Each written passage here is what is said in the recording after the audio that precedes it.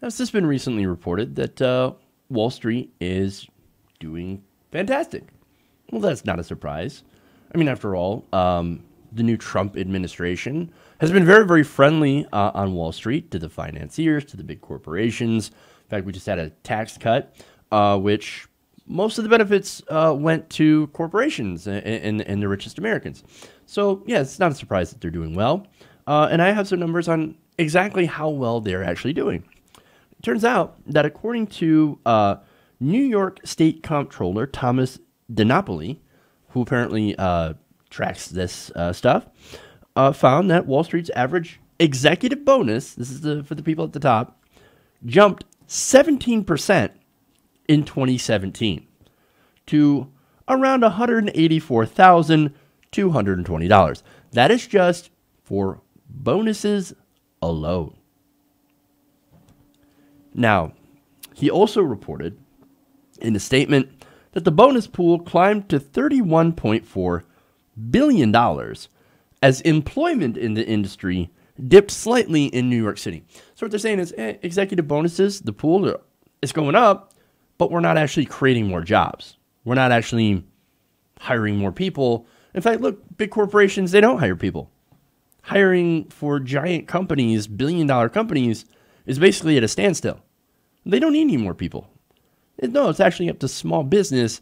And in order to, of course, get small business going, you actually have to have people being able to go to those small businesses and afford their goods and give them their business. I know I said business a lot there, but you get my point. So now the bonuses, he also says, increases profits from broker-dealer operations in New York Stock Exchange member firms increased to $24.5 billion, the most since 2010. Now that's interesting, right? So Wall Street has been doing fantastic. Now, it's doing great under Trump, but it also did great under President Obama. Now, if you, of course, ask Wall Street, people on Wall Street, or Republicans, now they'll tell you, oh, no, the regulations under Obama, well, they were crushing us. I mean, we couldn't get anything. I mean, sure, we were actually doing fantastic when you look at our numbers, but the regulations, they're just unbearable. That's why we had to get together and bribe the politicians so that they could get together, Republicans and Democrats, to go and deregulate us, which is what they recently passed with the help of, as I said before, a lot of centrist Democrats. I'm looking at you, Doug Jones, Joe Manchin, Heidi Heitkamp, and, of course, the usual cast of characters that always seems to get together with Republicans to deregulate financial industries. It's almost as if they get paid by those same financial industries. That's funny how that works out. Now, what's interesting is, again, if Wall Street regulations hurt business, then how come they were doing so well? Well, DiNapoli has an answer. He basically says regulations on the industry didn't really matter. And didn't really actually hurt business. In fact, he says the large increase in profitability over the last 2 years demonstrates that the industry can prosper with the regulations and consumer protections adopted after the financial crisis. So, wait a minute. Here's this guy saying, yeah, regulations are fine. These regulations are put on banks to make sure that, number one, they don't screw over investors and they don't screw over customers, but also to make sure that they don't do things that actually put the entire financial system into peril, which is what happened in 2008, by the way, when we had a financial crash. We had all these companies doing very shady things, selling shitty deals, as Carl Levin put it. And, oh, look at that.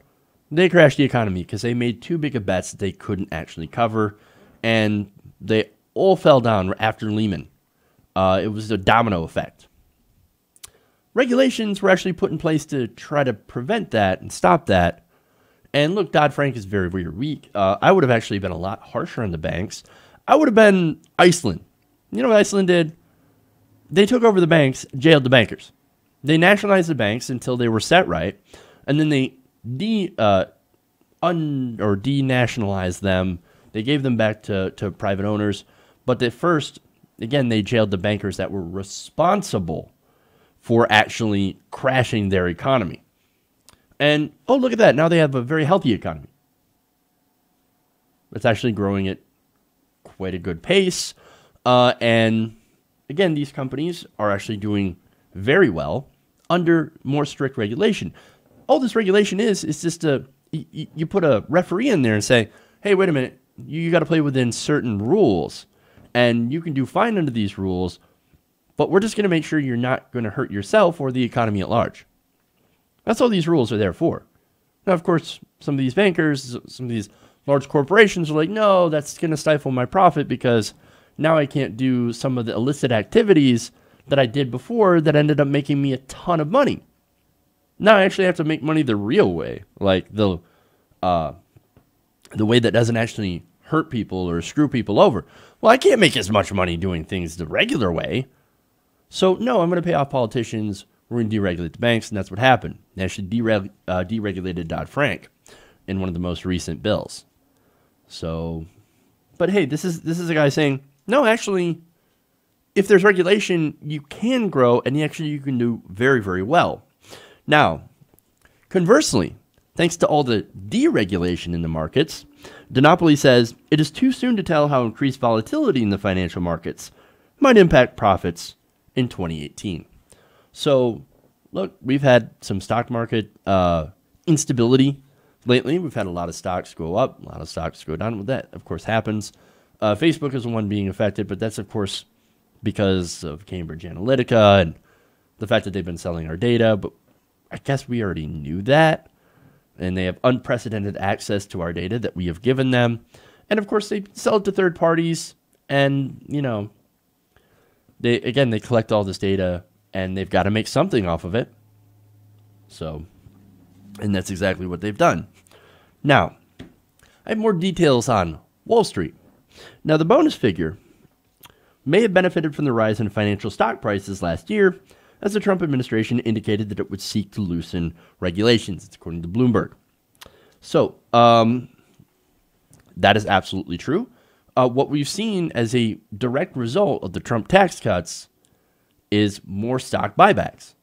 These corporations have been buying back stock massively. In fact, it is at record pace. Why? Just because, hey man, we got all this money. What are we going to do with it? Are we going to create jobs? No, we don't need to create jobs. No, what we're going to do is that we're going to buy back our own stocks, and guess what? Increase executive bonuses. And this is exactly what this is saying. So there's your effect of the Trump tax cuts. Not only that, but as I mentioned before, most of the tax cuts went to the very, very rich. 83% of them went to the wealthiest Americans, which saw people in the top 1% get an average tax cut of about $129,000.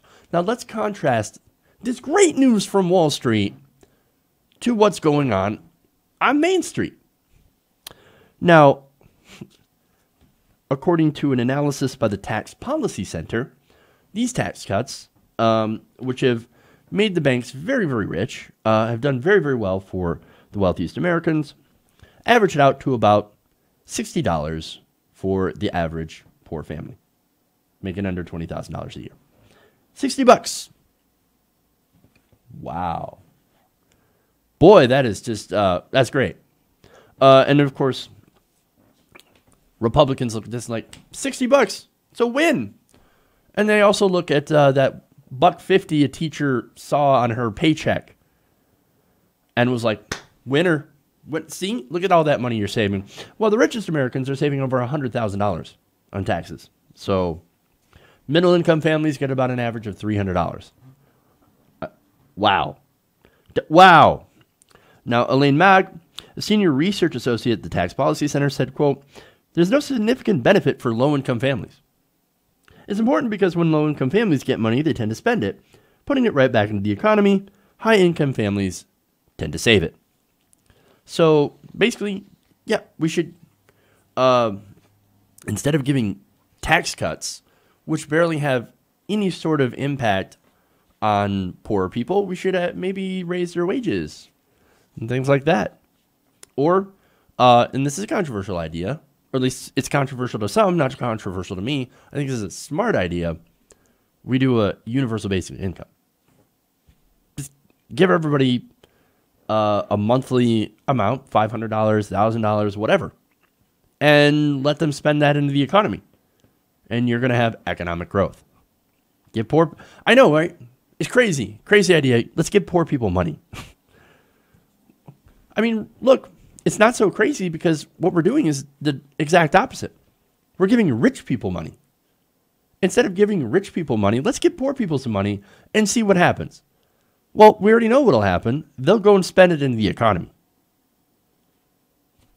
And that will actually help with economic growth because we live in a consumer economy. Now, look, another thing we could do to help poor people, as I mentioned, raise wages.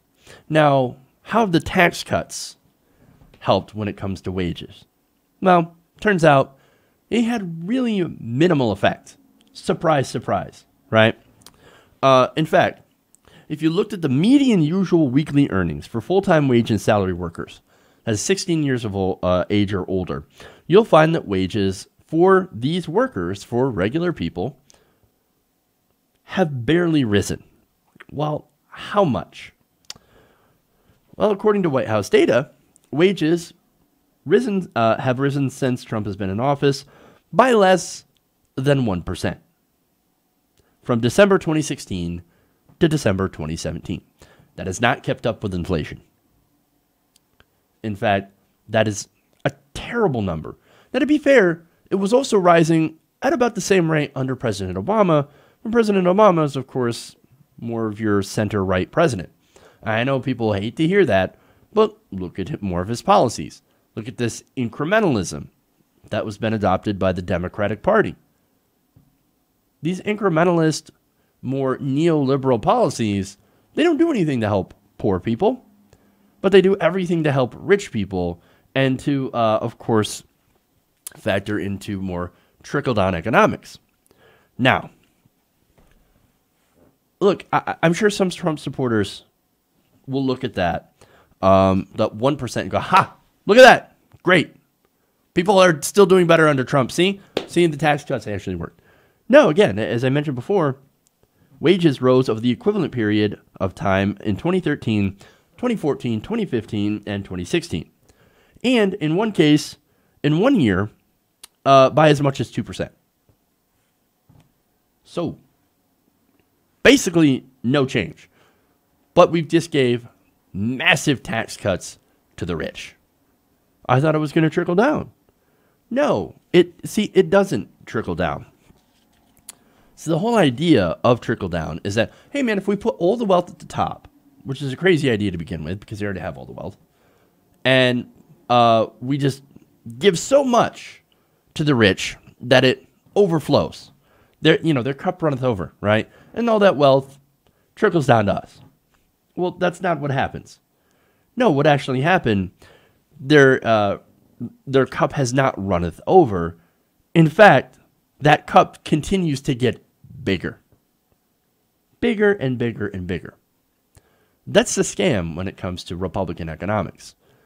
And this report, the fact that Wall Street executive bonuses continue to rise while people's incomes barely keep up with inflation or don't keep up with inflation in many cases, and poor people fall behind, is just another example of why Republican and neoliberal economics doesn't work. We need something bold. We need something progressive. We need to tax the rich more. And we actually need to appropriate that money from taxation appropriately instead of funneling it into the military-industrial complexes, which we do right now. Actually funnel it into things like healthcare, education, basic income, Social Security benefits, expanding them, healthcare benefits, expanding them, things like that, and things that are going to give people actual opportunity. Hey everybody, thanks for watching this video. If you want to see more like this, please hit the subscribe button below. And if you want to support truly independent progressive media, please consider becoming a patron at patreon.com/TYTNation.